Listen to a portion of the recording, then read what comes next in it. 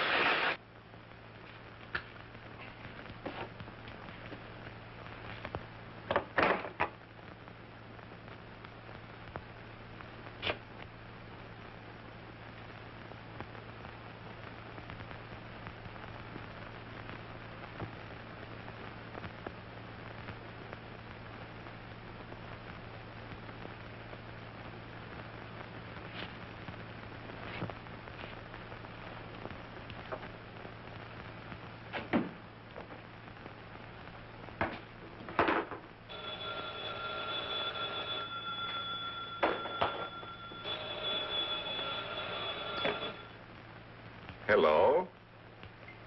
This is Dr. Carruthers speaking. Yeah, this is Heath.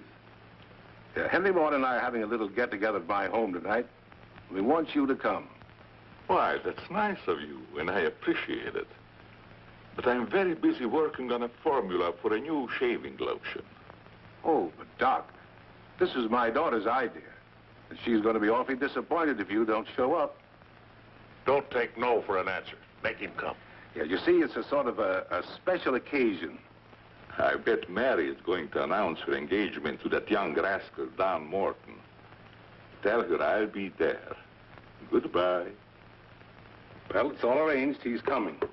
He's going to be surprised when he finds the special occasion that's to present him with this bonus check. $5,000.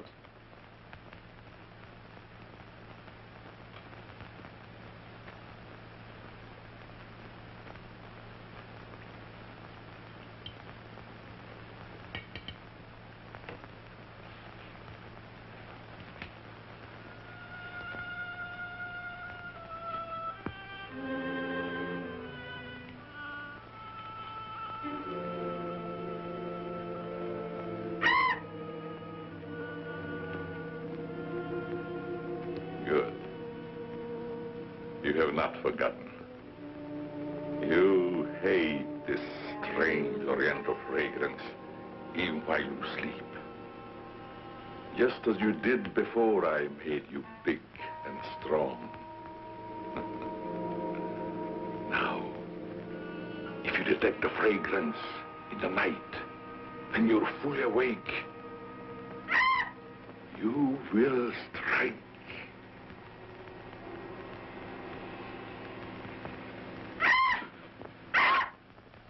Yes, you will strike to kill. Well, Doc's late. Wonder if he's been called out on a case. Perhaps I'd better phone him.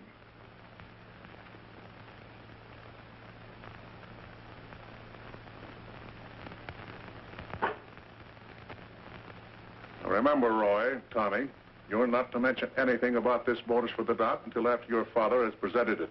Have you warned those two lovebirds over there? Perhaps I'd better. I want to caution both of you. Not to say a word about the check.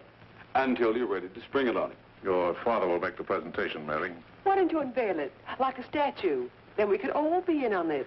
You know, I think it'd be a better idea to put it in a bottle and launch him with it. You must have gotten that idea out of a bottle. Well, the Doc isn't coming. What? Oh, what a shame. Oh, he just got busy with his new formula and forgot all about us. He'd forget the formula if he knew about that $5,000 check. Well, why don't we all go up there and give it to him? No, I wouldn't do that. He doesn't like visits when he's experimenting. Well, Roy could take the check up to him. Sure, I'll take it. Shall I make the Doc a speech when I give it to him? You won't have to, Roy. The check speaks for itself. Yeah, and says a mouthful. Son, tell the Doc we're awfully sorry he can't be with us. But of course we understand how busy he is. All right.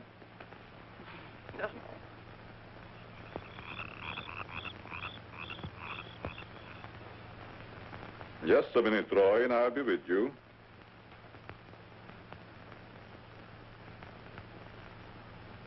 That's it, all right. Now, what can I do for you? We were all sorry you couldn't be there tonight. Yes, but you see, I'm busy. Something important, very important. Yes, of course. Mr. Morton and Dad had planned a little surprise for you. A surprise? It's in here. Well, let's see what it is. $5,000. What's this for? Just a little token of the firm's appreciation. Oh, I see. A bonus. Well, it's awfully nice of you, Father and Mr. Morton. I will thank them personally tomorrow. I'll tell them, Doctor. Well, aren't you curious about my new formula? Yes, of course, only I didn't want to be inquisitive. What is it? A new shaving lotion. Smell it. Pretty strong, isn't it? No. The scent evaporates a short time after you used it. Try a few drops. Now rub it on the tender part of your neck. Yeah.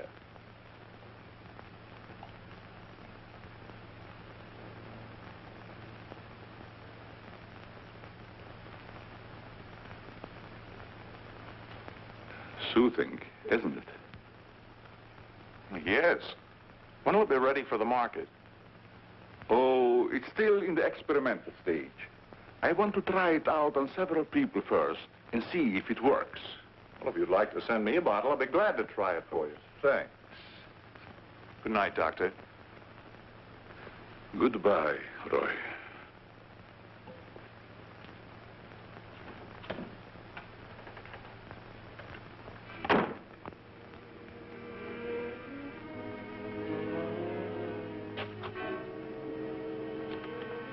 lovely check, isn't it, Doctor?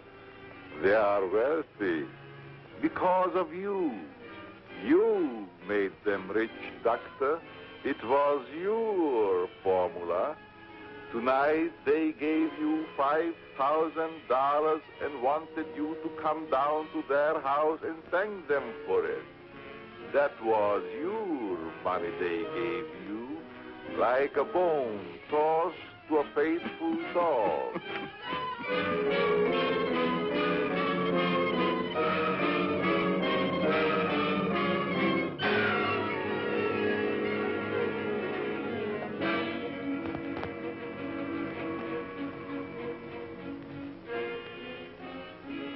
You should be very grateful, Doctor. Very grateful. They are rich and happy, thanks to you. And what have you got, Doctor?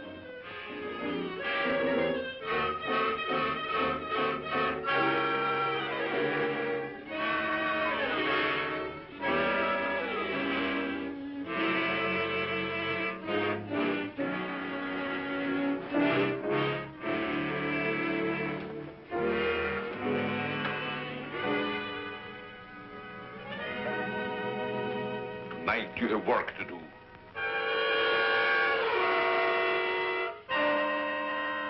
It's time you were on your way.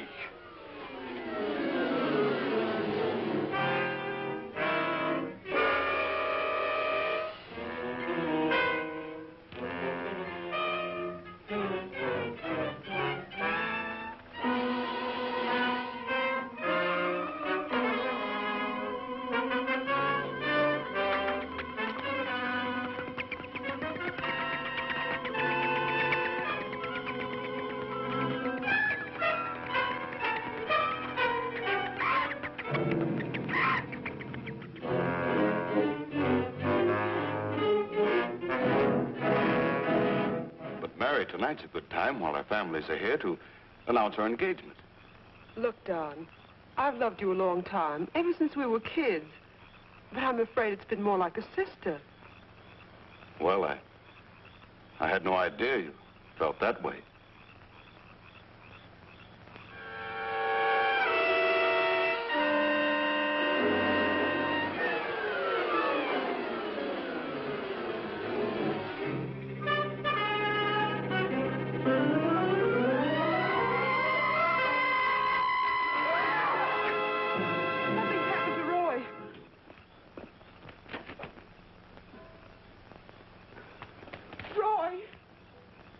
I better call Dr. Carruthers. Oh, please, hurry.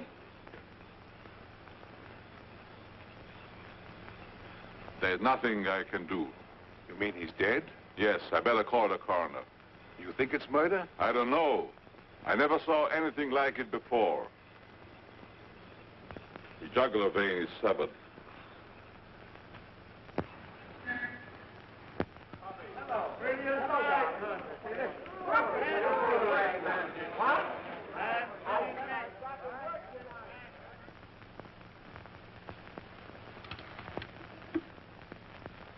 Send Johnny Layton in here.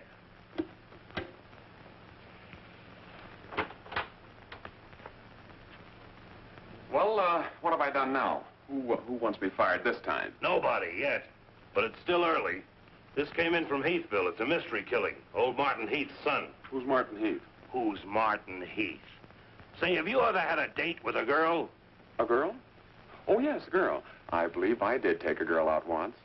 Well, did she smell sweet? Of course she smells sweet. Most girls do. Well, that's because of Martin Heath Cosmetics Limited. They make all that goo that the women put on their faces so they won't have to wash them with soap and water. I get it. A big man, huh? Yes, and a big advertising account. Grab yourself a photographer and get along over there to Heathville. The coroner's holding an inquest. Find out who really killed old man Heath's son. Okay, McGinty, I'm on my way.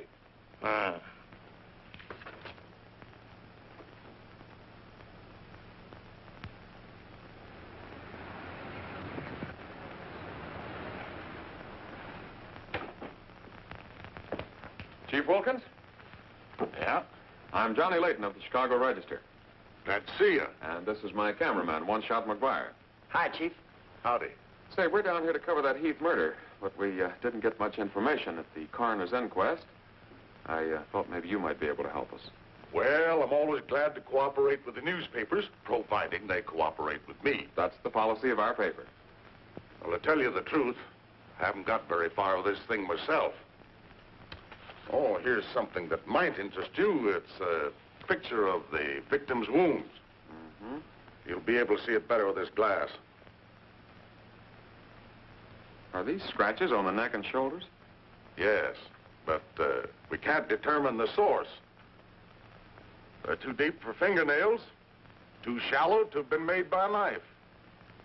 They're more like claws. That sort of bears out Dr. Crothers' theory at the inquest of a wild animal. Have there been any circuses around here lately? No. Heard of any animal escaping from a zoo? No. Couldn't have been one of those African leopard men. They use steel claws. This isn't Africa. Okay, Chief, I was just trying to help. Chief, are you sure there's no clue you're holding back while investigating? Well, since you're going to work with me on this case, there is a clue, and a very weird one. The autopsy surgeon says that such wounds could have been made by the beak and talons of a bird. A bird? Why, there aren't any birds around here big enough to attack a man. How about an eagle? We know it wasn't a bird, How do you know that? because we found several hairs on the shoulder of Heath's coat. Ah, Cherchez la femme. They're not human hairs. What kind are they? Well, it may sound silly, but the laboratory test shows that they were from a mouse. Well, who ever heard of a mouse big enough to kill a man? Say, a bat has hair like a mouse. Well, the only bats around here are no bigger than sparrows. There was a peculiar odor about the wounds, but they were so faint and elusive that the police chemists have been unable to identify it. Then it does give us something to work on. Well, the scent was a clue. It's been destroyed by evaporation. Say, Chief, do you mind if I do a little sleuthing around on my own account? Certainly not. Go ahead. If I can help you any, why... You can. Miss Heath seems to be the nearest to an eyewitness of the crime. I'd like to have a talk with her. Can you arrange it? I think I can. Well, Dr. Crothers refused to let her speak to us. We tried that this morning at the inquest. Well, don't you worry about Dr. Carruthers. He's one of the finest men in Heathville. He just thought you'd add to Mary's grief so you could get sensational newspaper stories. I'll arrange an interview. Thanks, Chief. I'll keep in touch with you. All right. 48J.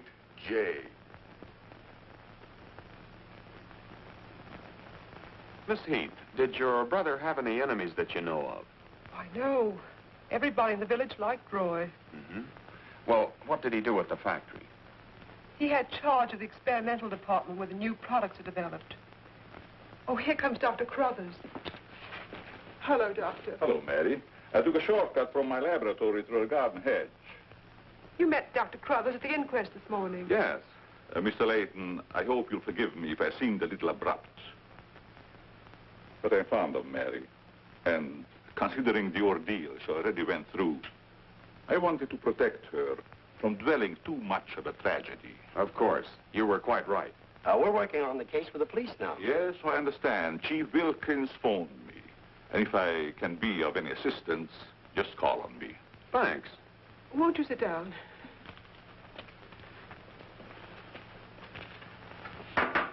Shall I serve, mademoiselle? No, Maxine, I'll do it. You may go now. Oui, mademoiselle.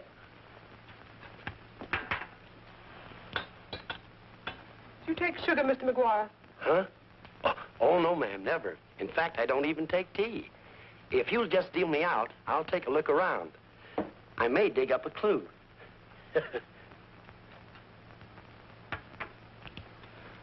What do you think of Dr. Crothers' theory about a wild animal, Mr. Layton? Well, frankly, I don't think much of it. I can't say that I blame you. But I, as a scientist, take many things into consideration a layman might overlook. For instance? The jagged nature of the wound, the rapidity with which the murderer escaped, the scratches from talons or claws. But when an animal attacks a human, there's bound to be a lot of noise. You heard Miss Heath testify there was no sound of a struggle. No. Only those awful screams. It's very puzzling, very mystifying. Doctor, when you last saw Roy, did he seem worried or nervous or moody? No, not at all. On the contrary. He was in the best of spirits. Well, I've got to get back to the village now and follow my story. You'll excuse me? If you find it necessary for us to talk again, you may come back at any time. This evening, if it's all right with you. I'd like to spend some time here. Why, yes, that'll be quite all right. Thank you. Goodbye, Miss Heath. Goodbye. Goodbye, Doctor. A little more chiffon, baby. I do not understand. Oh, you know what I mean. A little more of your stocking. Like these? Sure, I like 'em. Who wouldn't? Now, hold nice and still, because this is going to take a little time.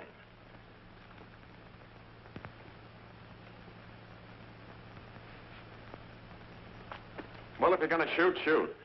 Right away, Johnny. I was just trying to get the focus. Mm-hmm. I got it. And not bad, either. I'll be back in a minute, Frenchie. And don't worry none about those werewolves, because nothing's going to harm you while I'm around here. You make Maxine feel so calm. My big, brave journalist.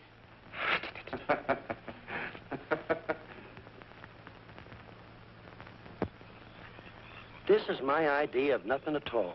Sitting here waiting for an animal to give us an argument. Look at that moon. And I had a date with Frenchie. Oh, stop crabbing. We're supposed to solve a murder. You, Big, brave journalist.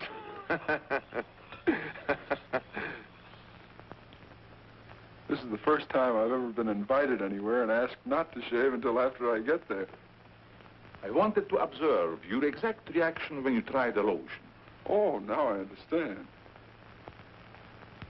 I want this lotion to be perfect before turning it over to you to be marketed.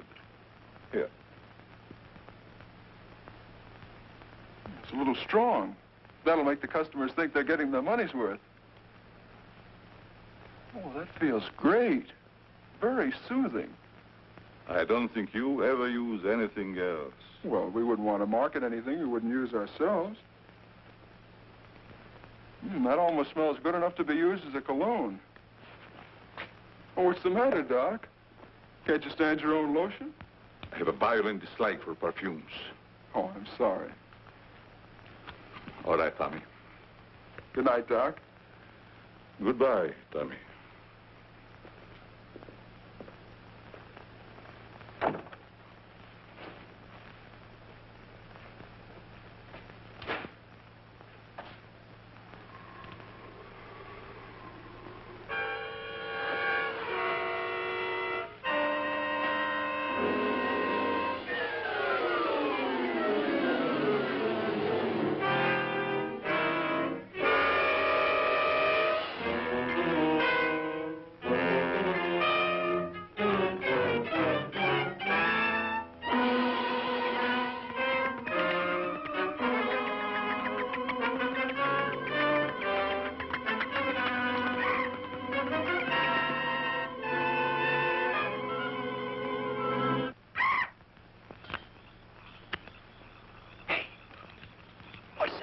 Where?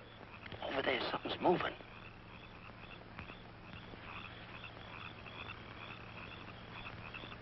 Come on out of there, whoever you are.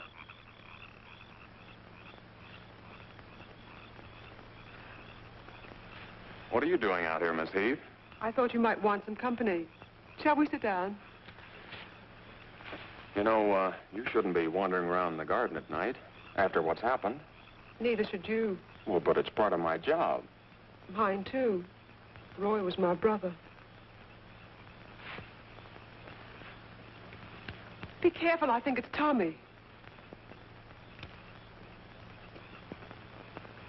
Hello, Tommy. Hello, everybody. Hello, Tommy. What's up, sis? Mr. Layton wanted to stay in the garden for a while, so I joined him. Don't tell me you're waiting for that animal Dr. Carruthers mentioned. So you don't believe it either? I certainly do not. It's ridiculous. But somebody or something killed your brother. And I suppose you're working on the theory that the murderer always returns to the scene of the crime. Perhaps I am. Well, not for me. If you'll take my advice, Mary, you'll leave these gentlemen to their vigil and go to bed. That's what I'm going to do. Good night. Good night, Tommy.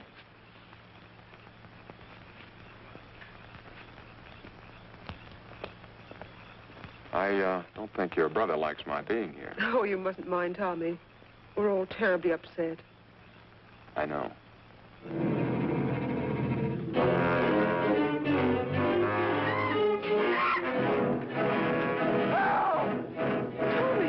Come on.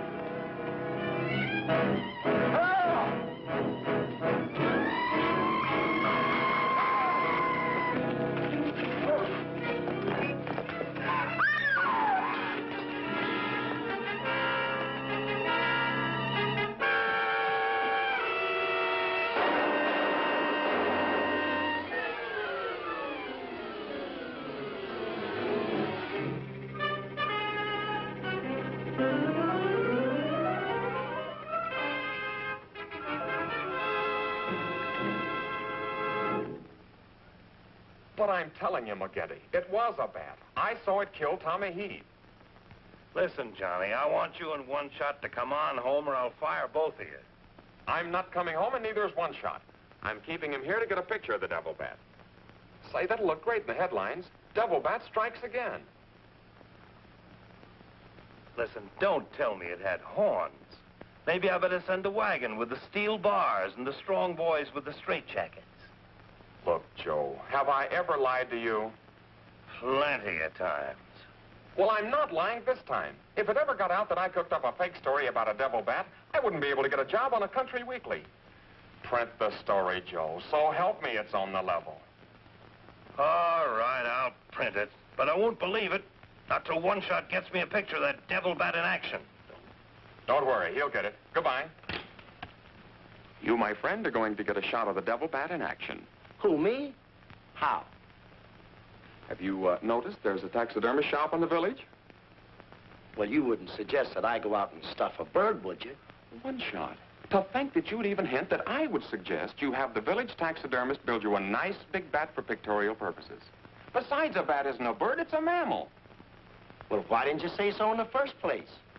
Where is this bird stuffing emporium? Oh, down on Cottage Grove Avenue.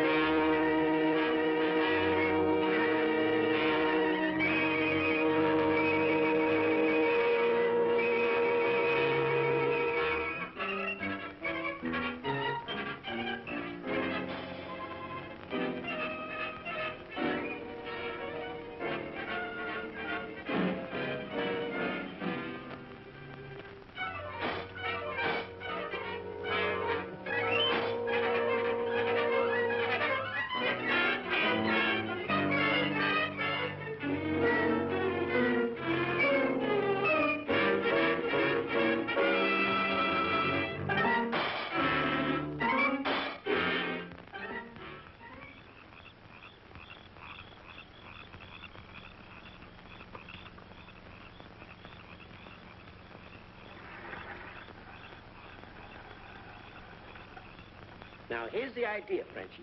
You hang on to the bat till I get my camera set up. And when I raise my hand, you give the bat a good shove, and it'll swing out just like it's flying. Then I can get a swell picture from my boss. Get it? Oui. I am wise, no? No. But hang on to the bat until I raise my hand, huh?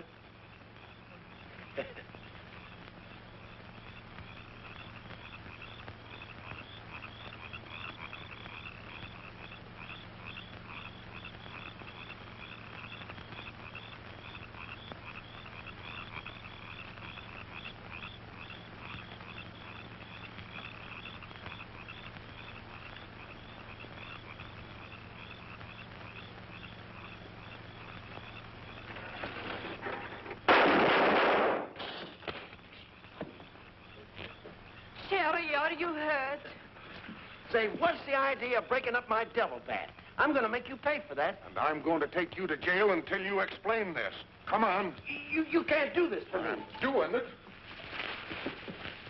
I was just conducting a little experiment, trying to find out how the devil bat does his killing.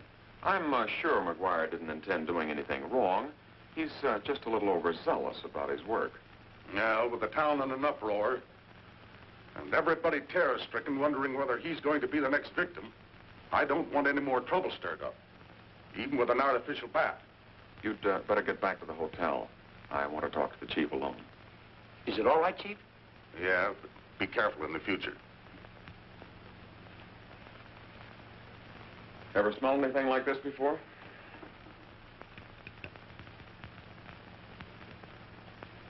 Well, yes. That's the same stuff that's been on every one of the devil bat's victims. Where'd you get it? Found it in Don Morton's bathroom. Find out where Morton got it? No, I didn't want to arouse suspicion by asking questions till after it's been analyzed. You think it has any connection with the murders? That's the way it strikes me, but I can't figure out how. I'll get the police chemist on it right away. I'll snoop around, see if I can find out where Morton got it. Well, it probably came from down at the Heath Cosmetic plant. I've men working on a theory of a disgruntled factory employee committing the crimes. It's certainly more than coincidental that all the victims have been members of the Heath and Morton families. Yeah. Looks like a plot to wipe them all out. I wish the rest of them would leave town until this crime is solved. You're worried about Mary, aren't you? Well, yes. I've been urging her to leave, but she won't go without her father. And he insists on remaining here to help clear up the crime. And worse than that, neither Heath nor Morton will let me give them a bodyguard. I guess we'll just have to wait for something to break. Good night, Chief. Good night, Johnny.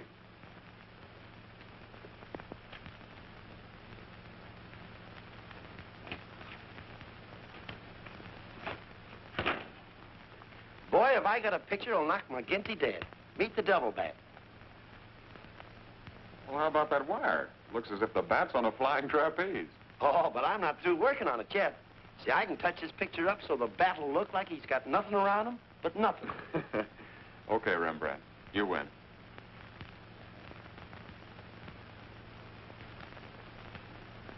This is your news commentator, Walter King. Tonight we're broadcasting from the little village of Heathville, where an alleged devil bat has claimed 3 victims during the past 6 weeks.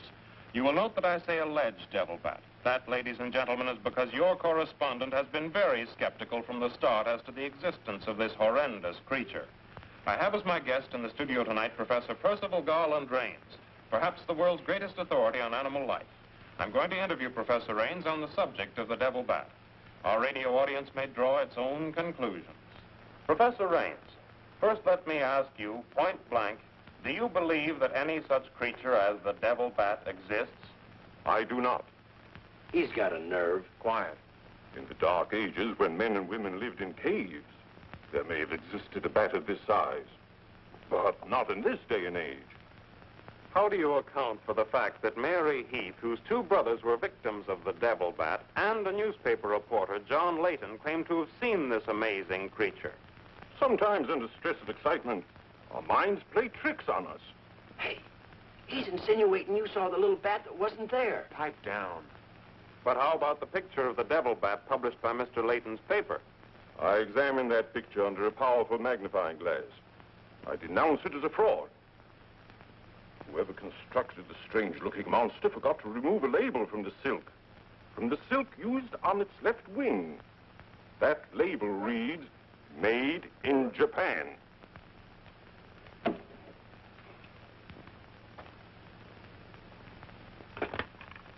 Put through a hurry call to Heathville. I want to talk to Johnny Layton. He's at the Heathville Hotel. One guess who that is. Yeah, McGinty.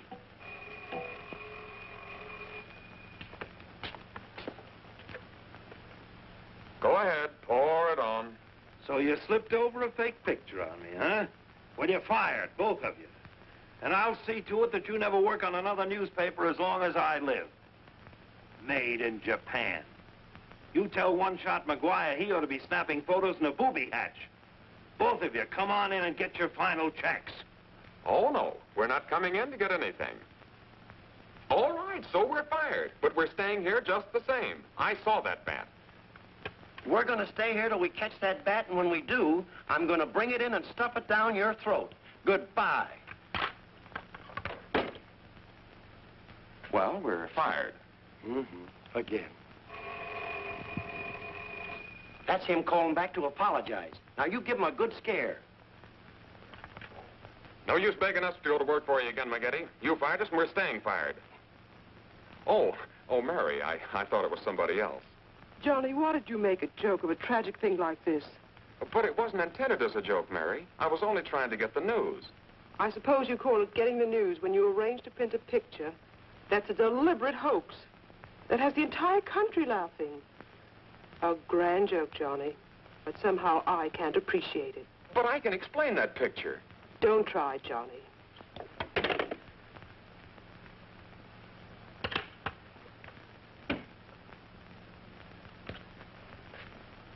Made in Japan. I ought to skin you alive and nail your hide to a barn door.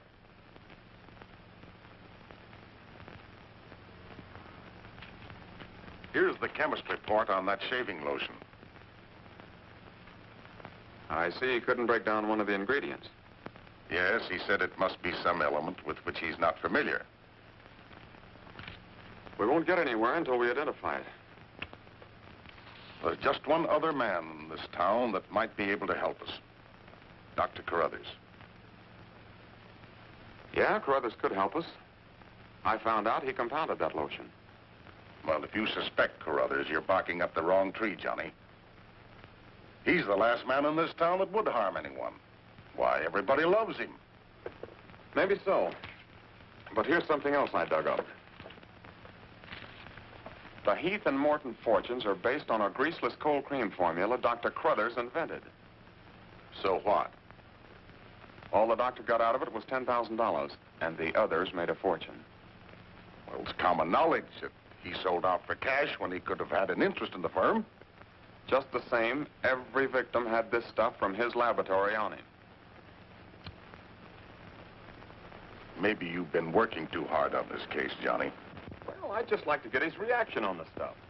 If he denies knowing anything about it, we'll know there's a tie-up somewhere. I think you're balmy. But just to show you that I'm following up every clue, we'll talk to him. We'll, put this in another bottle, and without telling him we know he compounded it, ask him to analyze it. Doc, I hope we're not upsetting your work barging in on you this way. No, not at all. I'm anxious to help solve these crimes. All the victims were very dear friends of mine. Here's a sample of the stuff young Morton and the two Heath boys had on them when they were attacked by the devil bat. Of course, it doesn't make sense to me that a bird would choose only people using that particular stuff. A bat is not a bird. It's a mammal. Well, anyway, our police chemist couldn't break down one of the ingredients. We thought perhaps you could. Why, I compounded this myself. It's a new shaving lotion I'm experimenting with. The ingredient your chemist couldn't break down, I discovered years ago in Tibet. How did you happen to put it in a shaving lotion? Oh, the lamas use it in some of their religious rites as a perfume. The scent is very pleasant and can't be imitated by competitors. But what were Don Morton and the two Heath boys doing with the stuff? Oh, it is the policy of our firm to try out any new product before marketing it. Well, that knocks our theory into a cocked hat. Yeah. We were hoping the unknown ingredient might turn out to be some sort of a clue. This isn't the kind of bottle I give it out in, but I presume your chemist changed it when making the analysis. Yeah. Is there anything else I can do to help? Tell me, did you hear Professor Raines on the radio last night? Yes. It was very interesting and very asinine. You mean you believe there is a devil bat? Why not? You saw it, didn't you? Well, sure I did. So did Mary. Then why worry about what one scientist says? That one scientist got me fired. Oh. You mean your newspaper discharged you? That's right. Oh, that's too bad. Then you'll be leaving Heathville before the mystery is solved. I'm afraid not. I'm going to stay here and work with the chief. Since you're going to stay here for a while, I would like you to try out a bottle of the new lotion and tell me how you like it. And you too, Chief. No, not me, Doc. If my wife ever smelled perfume on me, she'd suspect me sure. Well, Mr. Layton, I understand you are not married. All right, I'll try it in the morning when I shave. I guess we'd better be going, Chief. See you later, Doc. So long, Dr. Crothers. Goodbye, Mr. Layton.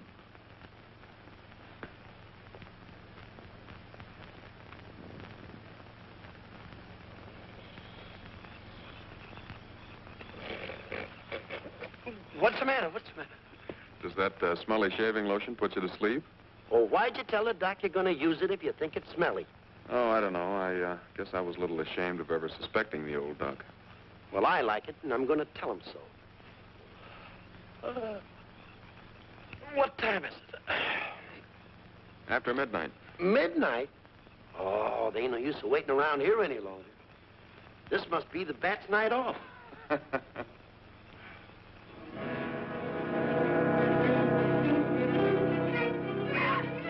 Did you hear that? Yeah.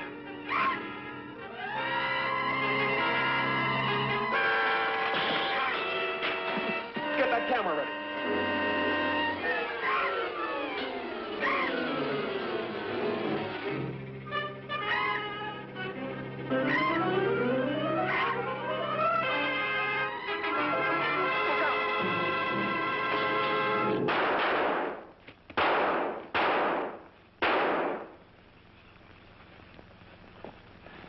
You got him. Listen, Johnny, I'm going to cook that bird personally for McGinney, and I'll even stuff it myself.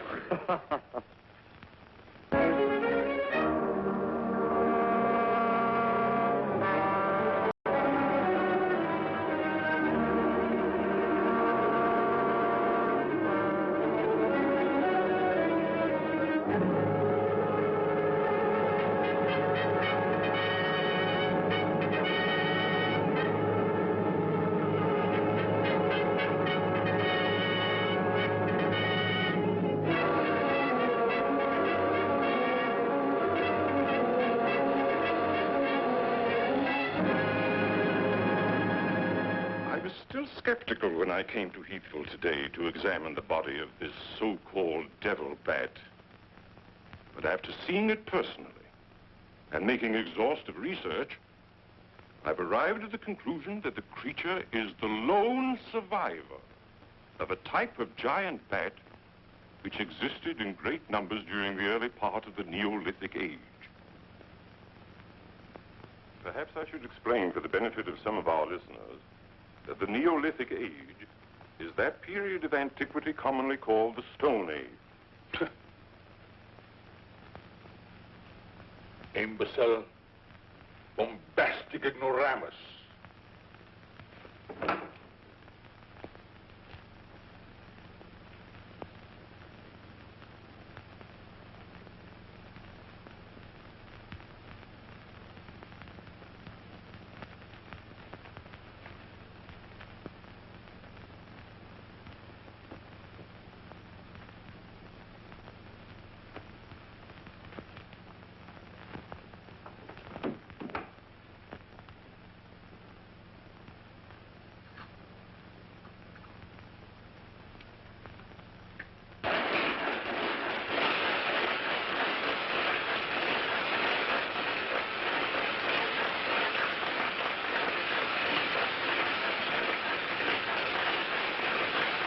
McGinty, but One Shot and I are not interested. At your prices.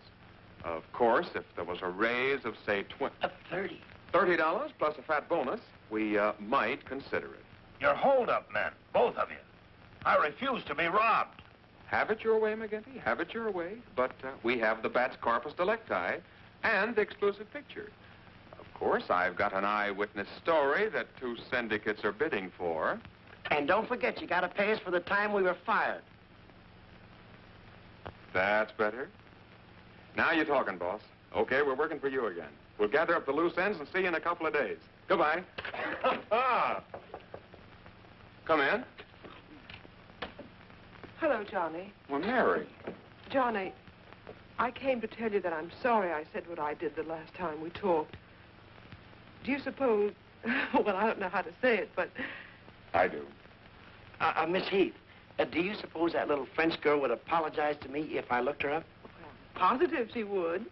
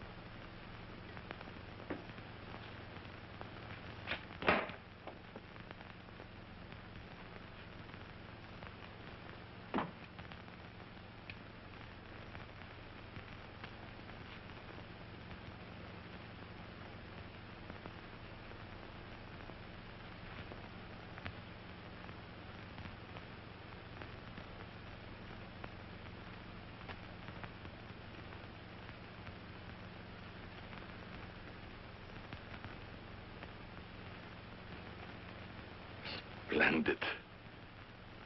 You will be even greater than your unfortunate predecessor.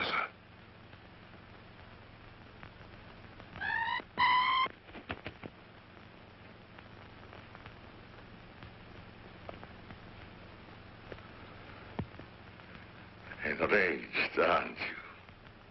Fine. I'm enraged also.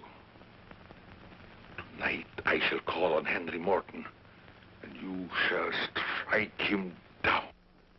Henry, the lotion has turned out to be better than I had hoped. I want you to try it.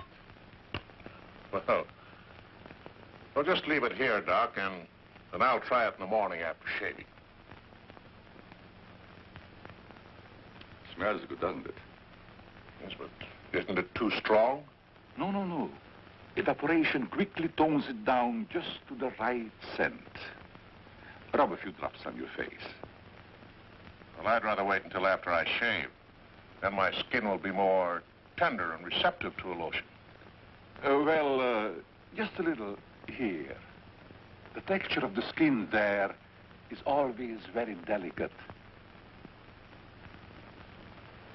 I give you a few drops in your hand.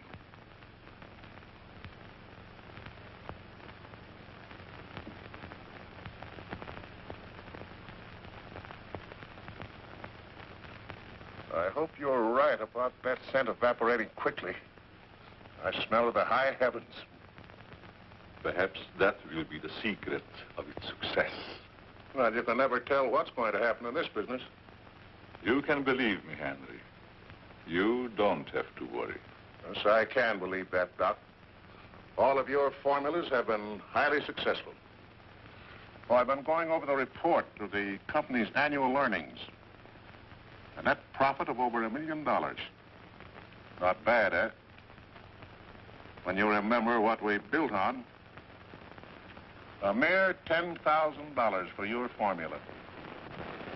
You shouldn't have demanded all cash, Doc. You should have ridden along with us. Then you'd be rich, too. Oh, but then you've had a lot of fun in your laboratory, with your experiments, dreaming up something new. You're a dreamer, Doc. Too much money is bad for dreamers. So you try to pay me in flattery, telling me that I'm a dreamer. Well, I do dream. Dreams that you could never guess. Your nerves are frayed, Doc. Now, calm down. Get a grip on yourself. You've been working too hard on your formula. Formula. That's but child's play for a great scientist. Your brain is too feeble to conceive what I accomplished in the realm of science. Doc, you've made some great scientific discovery. What is it? When you'll find out, Henry, it'll be too late for you. Oh, come, Doc. You can't pretend to control a man's destiny. I've already proved it 3 times.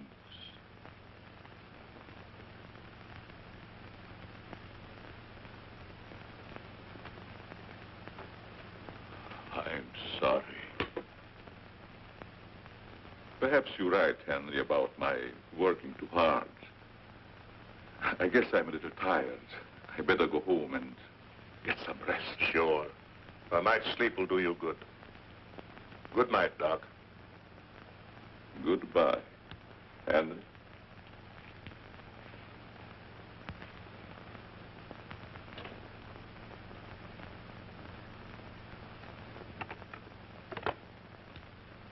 .36J. Hello? Oh, that's you, Martin? Yes, Henry. I want you to call Chief of Police Wilkins to come to your house immediately. It's very important. Chief's here now. Well, don't let him leave until I get there. What on earth's happened? I think I've got a clue to all those murders. It may peter out, but if half what I suspect is true, it's the most diabolical plot that a madman ever concocted. What is it? Talk about the absent-minded professor. I forgot my hat. Henry, what is it? I'll tell you all about it when I get there. I hope I didn't intrude on a private conversation. No, nothing important.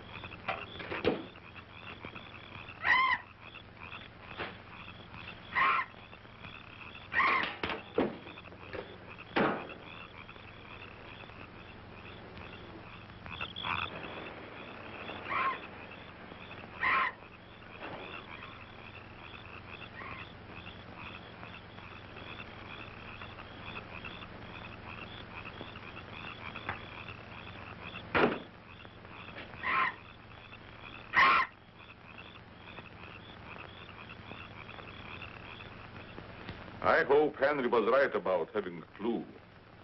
But why didn't he explain more about it when he phoned? When I insisted, he changed his tone as if he'd been interrupted. I was afraid that he might be overheard.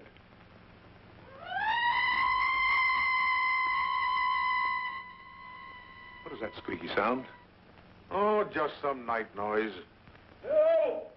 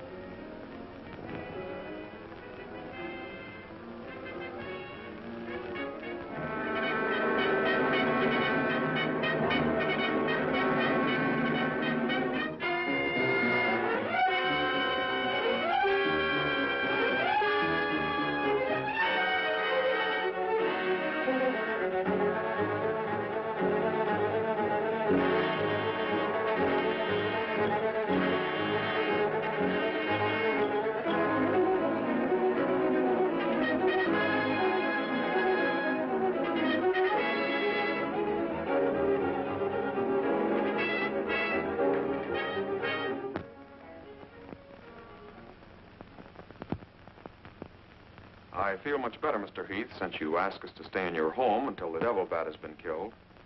I've been worried about Mary. What reason have you to believe that Mary is in danger? Only this.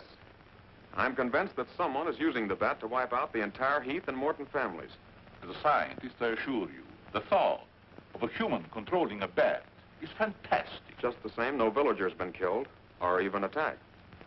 You're forgetting, aren't you, that Mr. McGuire was attacked. He's not a member of either family. Why, I'm practically a member of this family already. I'm going to marry Miss Heath's maid. Oh, really? Well, boys, I'll have Maxine show you to your rooms. I must be running along home. It's past my bedtime. Good night, gentlemen. Good night, Good Doctor. night, Martin. Good night, Doc. Good night, Doctor. Goodbye, Mary. Come along.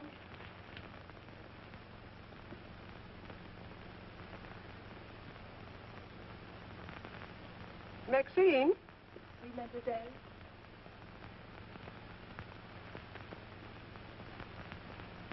Did you fill my perfume bottles with something new? Oh, no, mademoiselle. I never touch your perfume. It's funny. I don't recognize it. Perhaps Dad filled them as a surprise. He always does that with every new perfume the plant puts out. Is there anything else? No, Maxine, that's all. Good night. Good night, mademoiselle.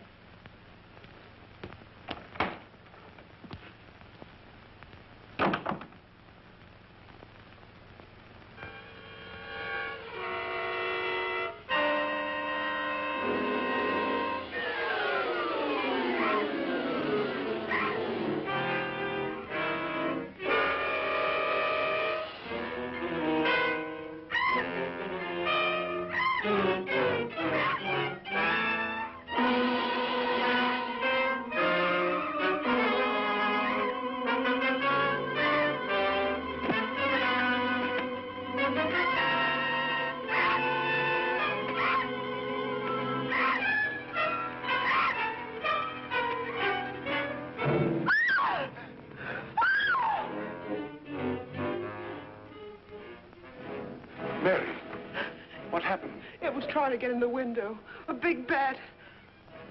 Oh, it was awful.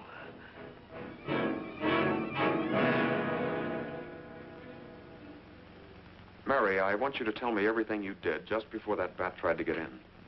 Well, first I took a bath. Then I brushed my hair, and Maxine came in and turned the covers down. And then fastened the screen, which somehow had come unhooked. Yeah? Go ahead, what else? Well, then we talked about some new perfume that someone had put in my dressing table bottles. Dad, did you put any new perfume in my bottles? No, I didn't. Is this the stuff? Yes. Johnny, this smells like... Hey, quiet. I've got a hunch that I want to follow up, and I'll need everybody's cooperation. We'll do everything we can. Of course. What's Carruthers' number? 48J.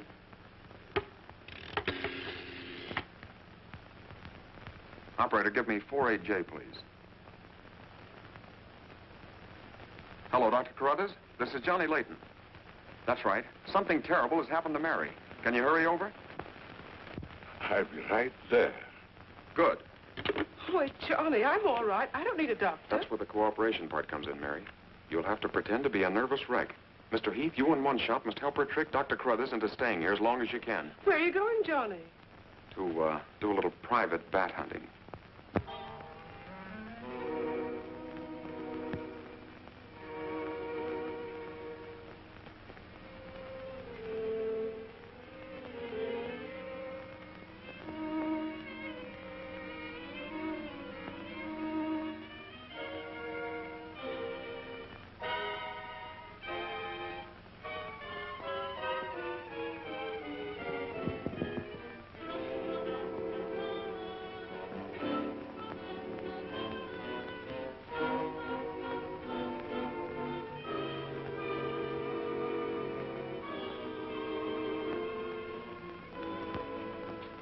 The devil bat tried to get through that window. If she's suffering from fright, I give her a sedative. Where's Mr. Layton? Why, I guess he's out in the garden hunting the double bat. Layton is a very brave young man. Give Miss Heath one of these every half an hour. Oui, doctor. It will quieten her nerves. But, Doc, hadn't you better stay until she's quieter? She'll be all right in the morning. Hey, Doc, I don't feel so good myself. Would you mind taking my temperature? You look perfectly well, Mr. McGuire. Well, you ought to see my tongue. It looks just like a squirrel's tail. Look. Try some calomel.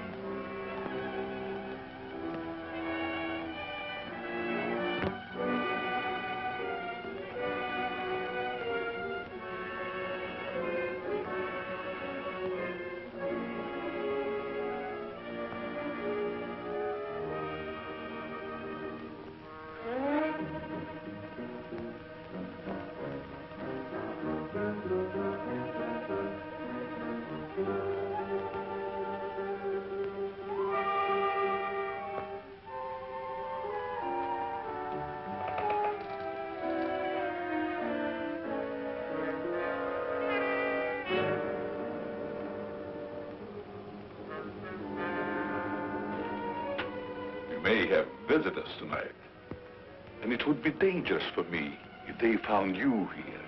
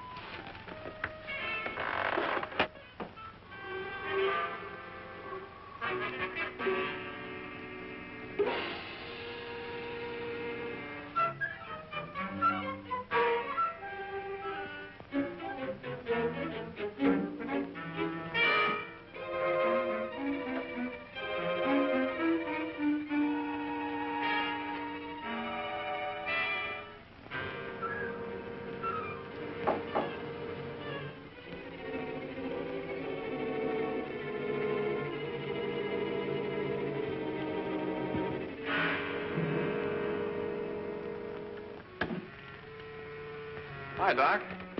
I hope I'm not intruding. No, not at all. I heard you were out stalking the devil bat. Any success? No, but I thought maybe you might be able to help me. Well, I don't see how that's possible, but if you can suggest anything... Well, you could give me some more of that new concoction of yours, that shaving lotion. But how on earth could that possibly help catch the devil bat? I've still got a crazy idea that if I douse myself with it, it might attract the killer. I don't see how you can connect the two. But there is a bottle of the lotion on the table. Thanks.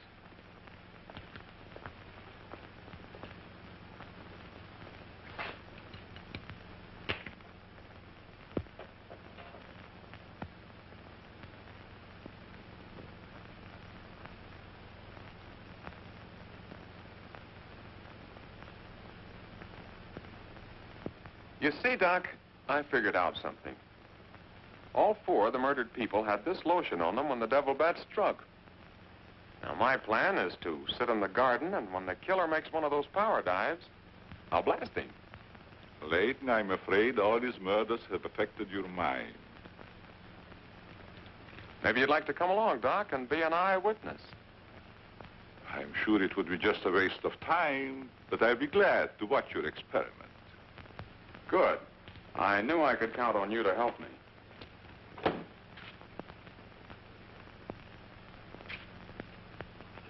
I tell you, Layton, expecting a bat to be attracted by the scent of a lotion is all foolishness. I think I better run around. Ah, sit down, Doc. The devil bat's behind schedule tonight.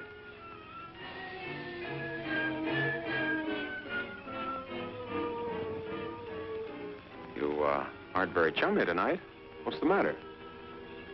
Firearms always make me nervous. Oh, I thought maybe you didn't want to be sitting too close to me. Just in case the devil bat does show up. According to your theory, the killer wouldn't attack me. I haven't any of that lotion on me. You have now, Doc. Why did you do that?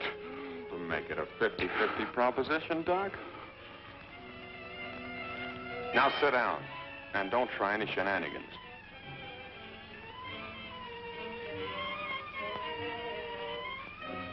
Not so funny when it's your own jugular vein that's in danger. Is it, Doc? I don't know what you're talking about. Maybe you made a mistake when you let that devil bat of yours out of the attic tonight. Don't worry about the bat killing you. I'm saving you for the hangman. Tell me, Doc, how did you develop a monster bat like that? You wouldn't understand the scientific theory.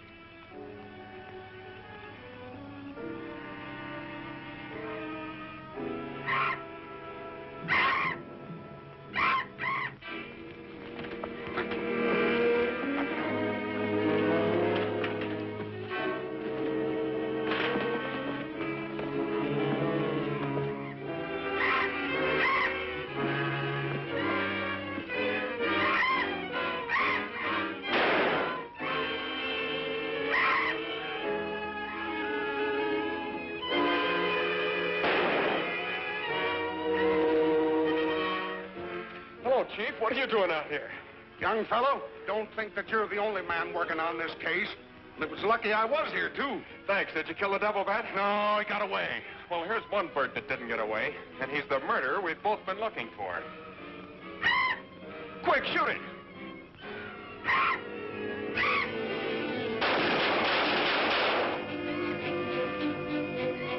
Where is it? It's gone. And so's the doctor. Did you get the bat? What happened? Doc Carruthers is the murderer, and he's hiding somewheres in the garden. You fellas get back to the house and guard Mary. Come on.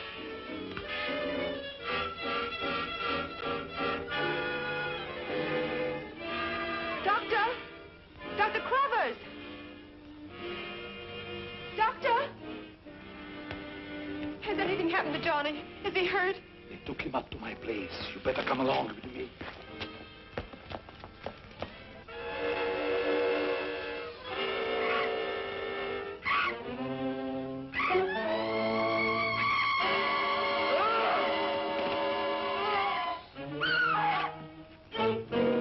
That was Mary.